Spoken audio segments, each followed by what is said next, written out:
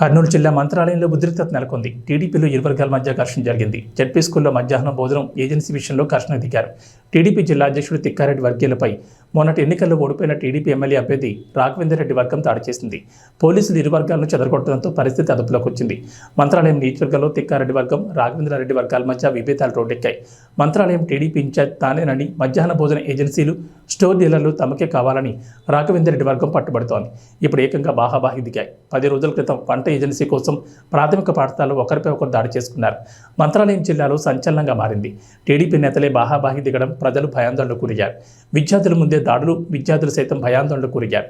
ఆధ్యాత్మిక క్షేత్రం ఘర్షణ క్షేత్రంగా మారిపోయింది.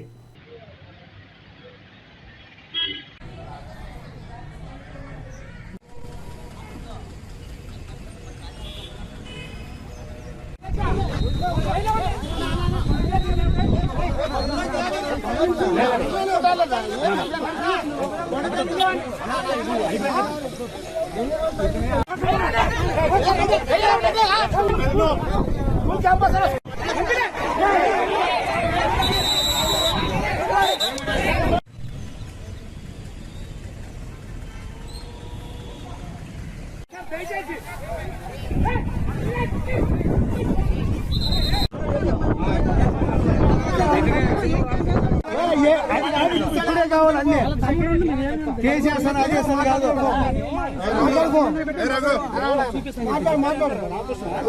రఘు, మీ స్వామికి ఏం చెప్తున్నాను 10 రోజుల కిందట ఇంటికాడికి రా మాట్లాడుతున్నారు వచ్చి 7 రోజులకి ఏం